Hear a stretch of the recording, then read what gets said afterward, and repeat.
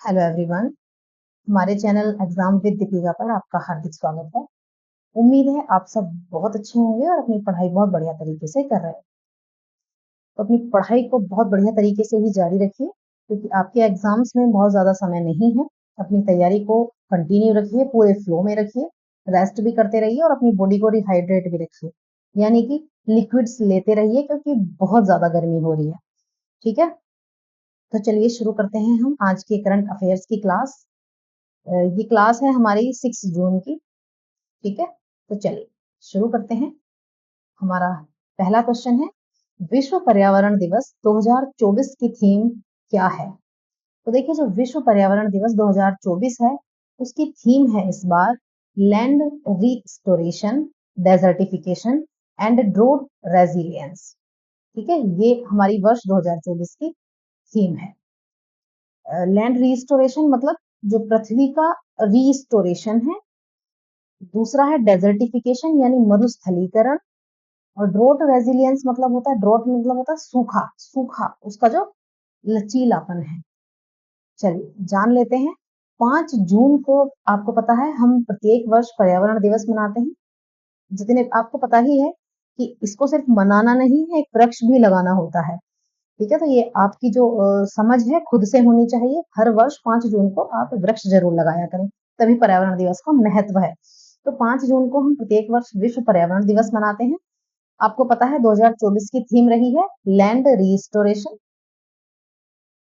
Desertification and drought resilience. ये हमारी theme 2024 की रही है। 2023 की थीम की बात कर लेते हैं। 23 की थीम रही है बीट प्लास्टिक पोल्यूशन। ठीक है, आपको पता है पर्यावरण को सबसे ज्यादा यदि किसी चीज से खतरा है तो वो है प्लास्टिक से, प्लास्टिक बैग्स से, हर चीज से प्लास्टिक की, क्योंकि प्लास्टिक मतलब वो ना नष्ट नहीं हो पाती है पूरी तरह से, ना उसे मिट्टी में, ना उसे जलाकर, ना कुछ भी जलाते हैं तो और ज्यादा वो पर्यावरण को नुकसान पहुंचाती है। तो 23 में हमारी थीम थी बीट प्लास्टिक पोल्यूशन। ठीक है, तो देखिए वर्ष 2024 में आपको पता है इसके लिए हर वर्ष एक होस्ट कंट्री होती है, और होस्ट कंट्री इस बार रही है सऊदी अरब। ठीक है, प्रत्येक वर्ष हर दुनिया में किसी न किसी देश को एक होस्ट कंट्री बनाया जाता है। तो जो होस्ट कंट्री रही थी इस बार वो 2024 में वो रही है सऊदी अरब। ठीक है, इसकी हिस्ट्री जान लेते हैं। संयुक्त राष्ट्र महासभा ने क्या किया है, 1972 स्वीडन की राजधानी स्टॉकहोम में पहले पर्यावरण दिवस के दौरान जो 5 जून है उसको विश्व पर्यावरण दिवस के रूप में मनाने की घोषणा की थी। आपको पता है पहला जो विश्व पर्यावरण दिवस है वो हमने मनाया था वर्ष 1973 में। ठीक है, 1973 में पहला विश्व पर्यावरण दिवस मनाया गया था। चलिए आते हैं नेक्स्ट क्वेश्चन। नेक्स्ट क्वेश्चन है, हल्ला टॉम्स डॉटर किस यूरोपीय देश की राष्ट्रपति चुनी गई हैं? आपको पता है विश्व में प्रथम, द्वितीय, देश में प्रथम, महिला प्रथम, जरूर नोट रखिएगा, आपके एग्जाम्स के लिए बहुत इंपॉर्टेंट है। तो आपसे पूछा गया है हल्ला टॉम्स डॉटर, तो हल्ला टॉम्स डॉटर जो है वो किस यूरोपीय देश की राष्ट्रपति चुनी गई है? तो देखिए ये चुनी गई है आइसलैंड, आइसलैंड की ये महिला राष्ट्रपति चुनी गई है। ठीक है, ये क्या है, एक बिजनेसमैन है, और ये यहाँ की दूसरी महिला राष्ट्रपति हैं। इन्होंने 2024 के चुनाव में किसको हराया है? प्रधानमंत्री कैटरीन जैकब्स डॉटर को इन्होंने हरा दिया है। ठीक है, ये आइसलैंड की दूसरी महिला राष्ट्रपति है। इससे पहले जो राष्ट्रपति थी उनका नाम था विग्डिस फिनबोगाडोटिर। इनके नाम थोड़े डिफिकल्ट हैं, बट आप एक दो बार देखेंगे तो आपको याद हो जाएंगे। पहली कौन थी? विग्डिस फिनबोगाडोटिर पहली महिला राष्ट्रपति थी आइसलैंड की, और अब ये दूसरी बनी है। इनका नाम है हल्ला टॉम्सडॉटर। ठीक है, अच्छा ये किसका स्थान लेंगी? ये स्थान लेंगी राष्ट्रपति गुआना जोहानसन। ये राष्ट्रपति गुआना जोहानसन का स्थान लेंगी, और इनका जो कार्यकाल है वो 4 वर्ष का होगा। ठीक है, आइसलैंड की बात हो रही है, तो देखिए ये मैप में जो है ये आइसलैंड है। अच्छा, तो आइसलैंड है कहाँ? एक्चुअल में जो आइसलैंड है वो उत्तरी अटलांटिक महासागर में स्थित है, और ये एक यूरोपीय देश है। यहाँ की राजधानी क्या है? यहाँ की राजधानी है रेक्साविक। आइसलैंड की राजधानी क्या है? रेक्साविक है, और मुद्रा यहाँ की क्रोना है। जब भी कोई देश चर्चा में आता है तो उसकी राजधानी और मुद्रा तो आप नोट ही कर लिया करें, क्योंकि वो आपके लिए बहुत इंपॉर्टेंट हो जाती है। एग्जाम में, क्योंकि देखिए ना तो मुद्रा बदलनी है आसानी से और ना ही राजधानी कहीं बदली जानी है। तो राजधानी और मुद्रा तो आप नोट कर लिया करें, आपके लिए जब आप रिवाइज करेंगे आपको याद हो जाएंगी। आइसलैंड के पीएम कौन है? ये हैं ज़ार्निक बेनेडिक्ट, यहाँ के प्राइम मिनिस्टर हैं।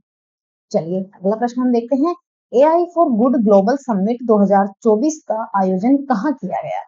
तो देखिए ये जो आयोजन है एआई फॉर गुड समिट का, इसका आयोजन आपको ये किया गया है स्विट्जरलैंड में। ठीक है, स्विट्जरलैंड में कहाँ किया गया है? कि स्विट्जरलैंड के जेनेवा शहर में आयोजित किया गया है। और ये भारत की तरफ से इसमें किसने भाग लिया? ये दूरसंचार अपर सचिव हैं हमारे नीरज वर्मा। इन्होंने AI for good global summit 2024 में भारत की तरफ से इन्होंने हिस्सा लिया है। ठीक है, अच्छा समिट के दौरान क्या है, आर्टिफिशियल जो इंटेलिजेंस के डेवलपमेंट और सिक्योरिटी से संबंधित इसमें चर्चाएं की गई थी। चलिए अगला प्रश्न हम देखते हैं, राष्ट्रीय मानवाधिकार आयोग का कार्यवाहक अध्यक्ष किसे नियुक्त किया गया है? तो जो राष्ट्रीय मानवाधिकार आयोग है उसके जो कार्यवाहक अध्यक्ष हैं वो नियुक्त की गई हैं विजया भारती सयानी। विजया भारती सयानी को राष्ट्रीय मानव अधिकार आयोग का कार्यवाहक अध्यक्ष नियुक्त किया गया है।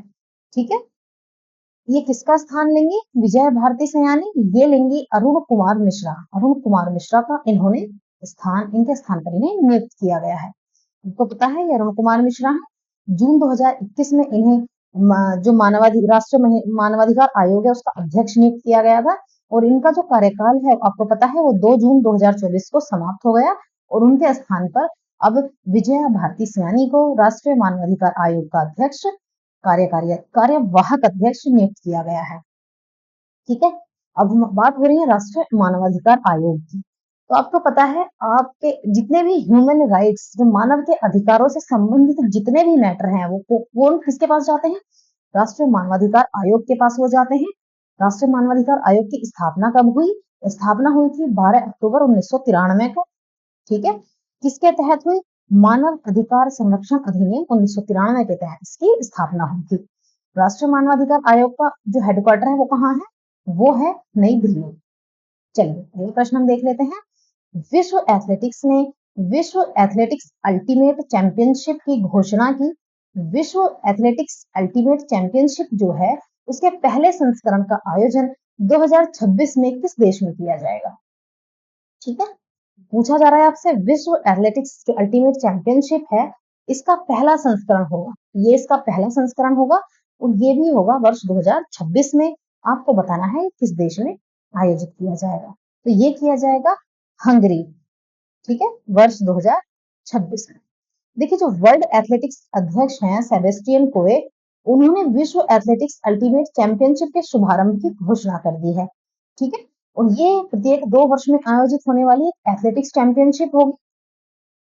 प्रत्येक 2 वर्ष में ये आयोजित होगी। ठीक है, इसका जो पहला संस्करण है वो आयोजित हो रहा है 11 से 13 सितंबर 2026 तक। 2026 में आयोजित होगा, 11 से 13 सितंबर तक ये आयोजित होगा। कहाँ होगा? हंगरी में, और हंगरी की राजधानी बुडापेस्ट में ये आयोजित होगा।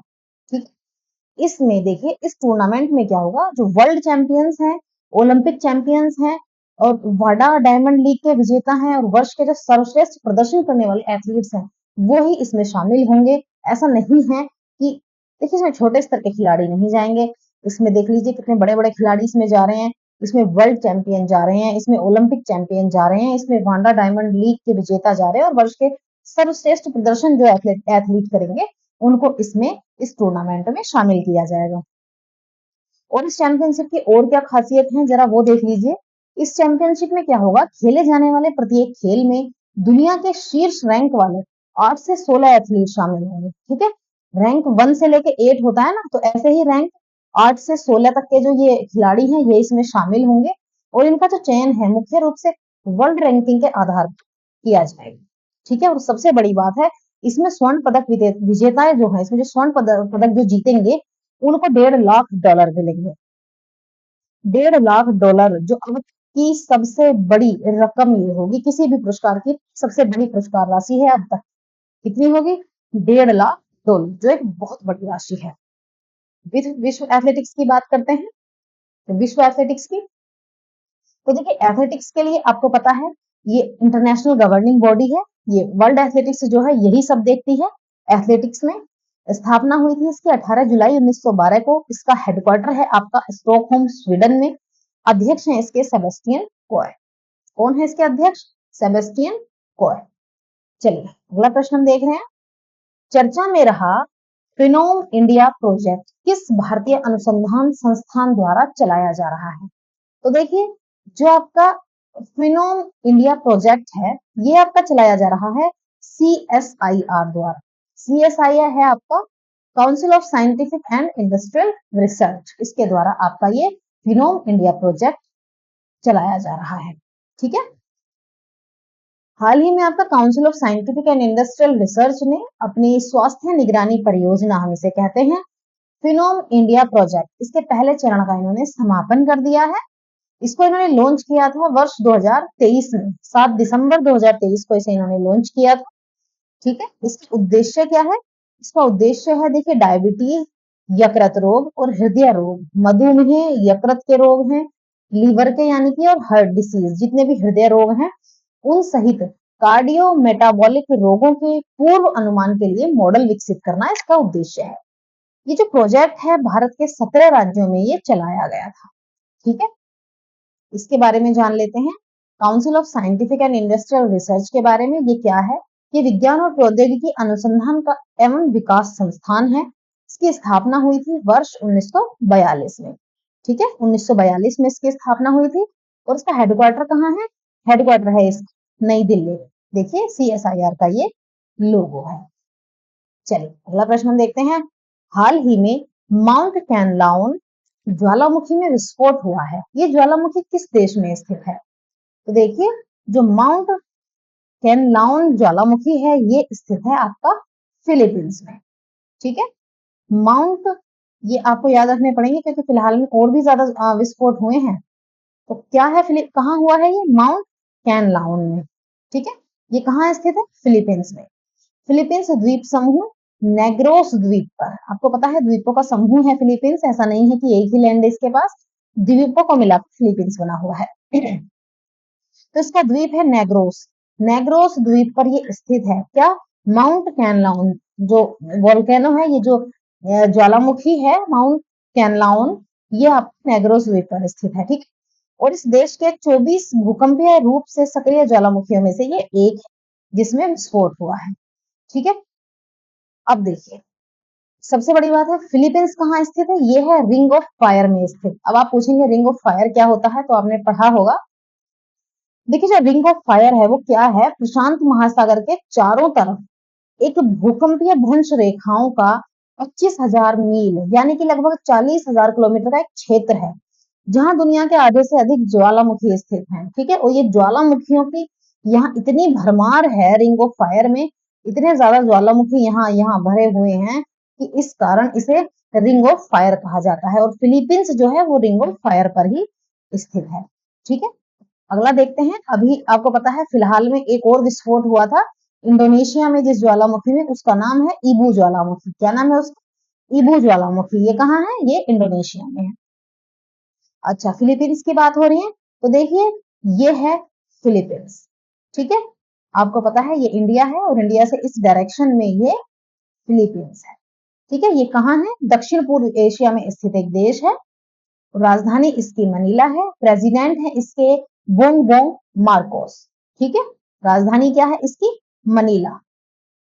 चलिए अगला प्रश्न हम देखते हैं। आईसीसी पुरुष T20 वर्ल्ड कप 2024 में विजेता को कितनी पुरस्कार राशि प्रदान की जाएगी? तो आईसीसी T20 वर्ल्ड कप की बात हो रही है। इसमें विजेता को जो पुरस्कार राशि मिलेगी वो मिलेगी $2.45 मिलियन। ठीक है। देखिए, इंटरनेशनल क्रिकेट काउंसिल, जिसे हम शॉर्ट में कहते हैं हमेशा आईसीसी, आईसीसी ने क्या किया है? T20 वर्ल्ड कप 2024 के लिए कितने अमाउंट अलॉट हुई है? $11.25 मिलियन, यानी कि जो रुपये में होते हैं 93 करोड़ 51 लाख रुपए। इस राशि की अनाउंसमेंट इन्होंने की है, जिसमें विजेता को मिलेंगे $2.45 मिलियन, रनर अप को मिलेंगे 1.28 मिलियन डॉलर। ठीक है। दोनों को ये राशि मिलेगी, ये मिलेगी जो आपकी टीम जीतेगी और जो रनर अप रहेगी, यानी कि जो फाइनल मैच खेलेगी। ठीक है, चलिए जिसमें जो विजेता रहेंगे और जो रहेंगे रनर। देखिए T20 वर्ल्ड कप जो है 2024 आयोजन कहाँ कहाँ होगा, ये होगा अमेरिका वेस्ट इंडीज में। ठीक है, T20 वर्ल्ड कप की बात हो रही है, आयोजन होगा अमेरिका और वेस्ट इंडीज में, और सबसे बड़ी बात इसमें कुल 20 टीमें हिस्सा ले रही हैं। अगला प्रश्न हम देखते हैं, संयुक्त राष्ट्र में भारत की पहली महिला राजदूत के रूप में किसे नियुक्त किया गया था? तो देखिए आपको पता है यूएन में भारत की जो पहली महिला राजदूत के रूप में नियुक्त किया गया, वो किया गया था रुचिरा कंबोज को। ठीक है, रुचिरा कंबोज को यहाँ नियुक्त किया गया था। ये अब क्यों चर्चा में है? ये पहली बात तो ये भारत की पहली महिला राजदूत नियुक्त हुई थी। कहाँ नियुक्त हुई थी? यूएन। ठीक है, दूसरा इनका रिटायरमेंट हो गया है, इनकी सेवानिवृत्ति हो गई है। 2 अगस्त 2022 को इन्हें अपॉइंट किया गया था, और ये 1987 बैच की कौन है? आईएफएस अधिकारी है। आईएफएस मतलब इंडियन फॉरेन सर्विस। देखिए इंडियन फॉरेन सर्विस जो है ये ऑल इंडिया सर्विसेज में नहीं आता है। ऑल इंडिया सर्विसेज में आपकी आती है आईएएस, आईपीएस और आईएफएस, परंतु ये आईएफएस विदेश सेवा नहीं है, ये है भारतीय वन सेवा, यानी इंडियन फॉरेस्ट सर्विस। कुछ स्टूडेंट्स इंडियन फॉरेन सर्विस को ही ऑल इंडिया सर्विस समझते हैं, परंतु ये होती है ये इसे हम कहते हैं इंडियन फॉरेस्ट सर्विस आती है इसमें। ठीक है, आईएफएस इसमें नहीं आती है। तो चलिए आज की क्लास में इतना ही। आपके लिए यदि ये क्लास हेल्पफुल लगती है, इंपॉर्टेंट लगती है, थोड़ी भी इंफॉर्मेटिव है, तो चैनल को सब्सक्राइब करना बिल्कुल ना भूलें। चैनल सब्सक्राइब करें, वीडियो को लाइक एंड शेयर जरूर करें। देखिए आपके वीडियो को लाइक शेयर करने से, कमेंट्स करने से हमें मोटिवेशन मिलती। यदि आप हमारे चैनल से कुछ और भी आप चाहते हैं इसमें ये क्लासेस ऐड की जाए या इसमें ये सब्जेक्ट ऐड किया जाए, तो आप हमें कमेंट करके जरूर बताएं। चलिए तभी हम उसमें ऐड कर पाएंगे, हम उसे और बेहतर कर सकते हैं। मिलते हैं आपको नेक्स्ट क्लास में। Thanks for watching.